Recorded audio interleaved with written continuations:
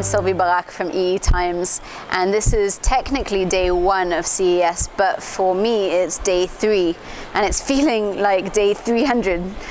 So there was a fish in the tank behind me that was sort of slumped on the bottom of the fish tank, and I think it had more life in it than I do right now.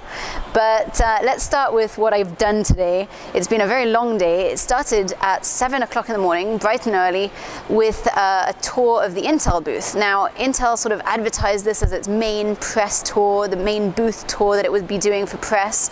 And we showed up at 7 o'clock in the morning, had a really lively discussion with the security guards at the entrance who wouldn't let us in.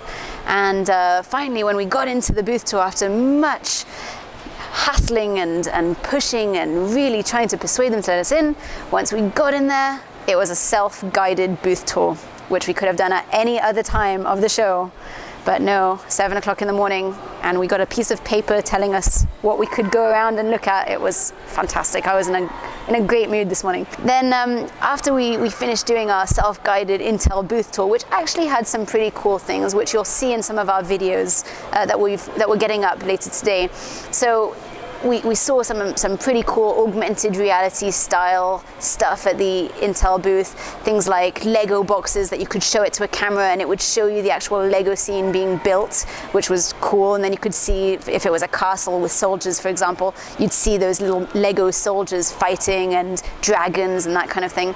We also saw an artist, an oil painting artist, who was using an Ultrabook, a touchscreen Ultrabook, to really get that kind of oil painting effect, but digital. That was very interesting. That was very cool, I would say, on the Intel booth. What we then went to see after that was the Microsoft booth, which is right next door. Quite fitting, seeing as Intel and Microsoft are buddy-buddy. There was a lot of people there, obviously, trying to catch a glimpse of the elusive Windows 8, which we're not getting much of a glimpse of, I have to tell you, at this show. It's been pretty much the absence of Windows 8 rather than the predominance of Windows 8 that's been the big news story at this show. We popped over, we played with the Kinect for a little while, trying to catch a glimpse of Windows 8 properly working on a tablet or a phone. Obviously, we didn't get that. We have lots of nice Kinect footage for you guys. You'll be seeing that later on this week as well. Following on from that, we headed up to the Marvelll booth and we had a look at what they were showing. Obviously, Marvelll has its chips in everything from smartphones to TVs to LED lighting, and we actually got a pretty cool demo this morning of how you could control your LED lighting for your home via your smartphone. And it's not something that's coming out in 5 years or 3 years or whatever. You can actually go out and buy it now, which was really neat. I really liked how you could control, he was showing us a demo where you could control the color of the lighting, not just switching it on and off. That's fine. I mean, that's fairly simple child's play.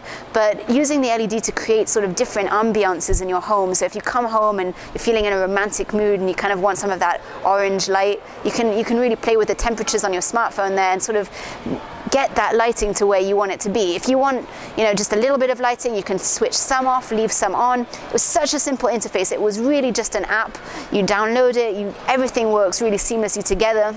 That was using Wi-Fi, it was using Zigbee, it was really, really integrated, and it was very cool. It was just the simplicity of it was beautiful.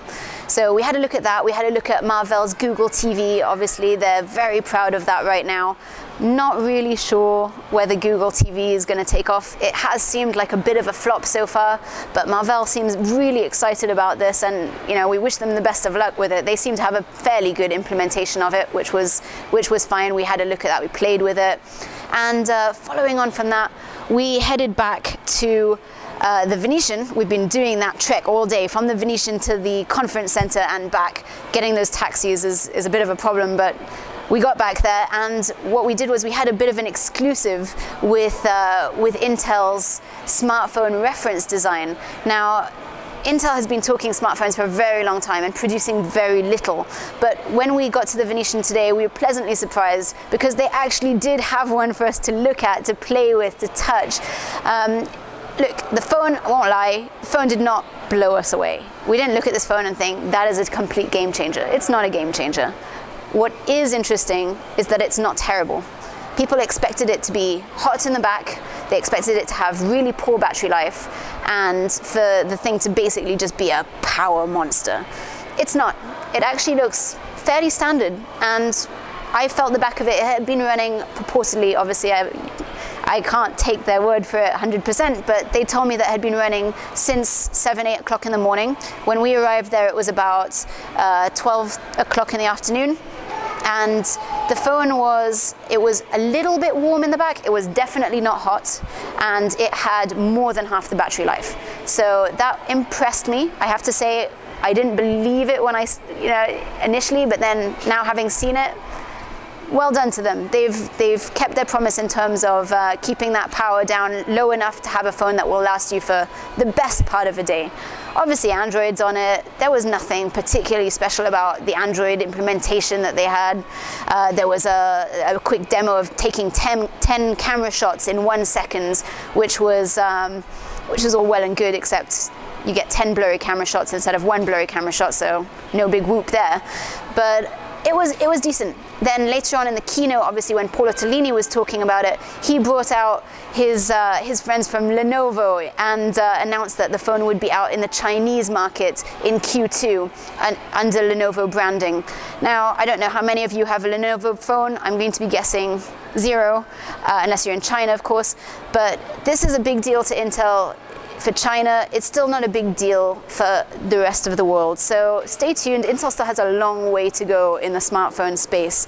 But you know what? Decent start. They said they'd show something, they did show something, and you can't really fault them for that. We went to Broadcom, and Broadcom have been pushing 5G, so 5G Wi-Fi to be more specific. We're not talking about the 4G Intel, we're not talking about the 4G AT&T T-Mobile battle that's been raging for the last few months in the mobile space. We're talking about 5G wireless technology, and that's obviously the .11 and AC, and that's a big deal to Broadcom right now. They've really been pushing the standard. They've been investing a lot of money into that standard, and they've been showing off some devices with some very impressive results. We filmed a segment over there, so we won't spoil it for you with the speeds and feeds, but do check in on that segment because you might be pleasantly surprised. We were also talking to Broadcom today about their connected car concept.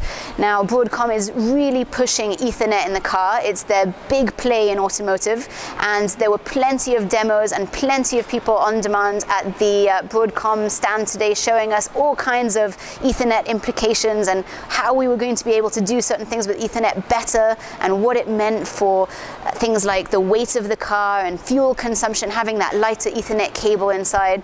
So it was a very interesting demo. Recommend you guys watch it when we have it up on the site. Following that, obviously, we headed back to the Intel press conference, and there were other things at the Intel press conference that were interesting, but not necessarily mind-blowing. Dell announced a new Ultrabook, which looked quite nice. It befuddled me a little bit. I think it's because it's day 3 of CES and I haven't slept much, but I think I heard the guy say that you could get a 13-inch screen in an 11-inch form factor, which I didn't quite understand how they could do that. But you know, the magic of Dell, it wouldn't surprise me. So we've also caught up with TI today at Texas Instruments and their friends from QNX, who are also doing interesting things with in-car infotainment. We talked to Avner Goren from TI. He's obviously a very controversial figure and has a lot of things to say about why TI is better than its competition, why TI doesn't necessarily think that integrating baseband is a differentiator, and he also had rather a lot to say on the subject of graphics and how that was becoming more and more important. So that was a really interesting discussion. We also found out that TI is really not buying into this whole quad core for tablets and smartphones just yet. They're still sticking with their dual core, they're still happy with it, and they're still really enthusiastic about some of the results they can get with that. So that was pretty much my day in a wrap. We've just come down from the Global Foundries press conference, actually. It's been a long day, this is why it's a long video, guys. But we also spoke to the CEO of Global Foundries just now. We found out that he's feeling particularly optimistic about the coming year. They've just got New York on the line. They're really ramping up now. They feel like they're finding their feet again. It's been a difficult year for Global Foundries. They've had some yield issues, they've had some partner issues, but the new CEO feels that they're on track to sort of get back to business this year, that they're delivering on their promises, that Singapore is really running optimally right now, and they're ready to really take on this new year and deliver to their customers. And we're optimistic for them. We hope they can keep it up. So that's been our day today. We're going to head back and upload some video footage for you, some stellar video footage that you should really check out. And we'll be back on the show floor bright and early tomorrow, keeping you abreast of all of the information and all of the news releases and everything cool coming out of CES. So that's all the energy I can muster for tonight, I'm afraid. I'm going to bid you all good night and thank you for watching.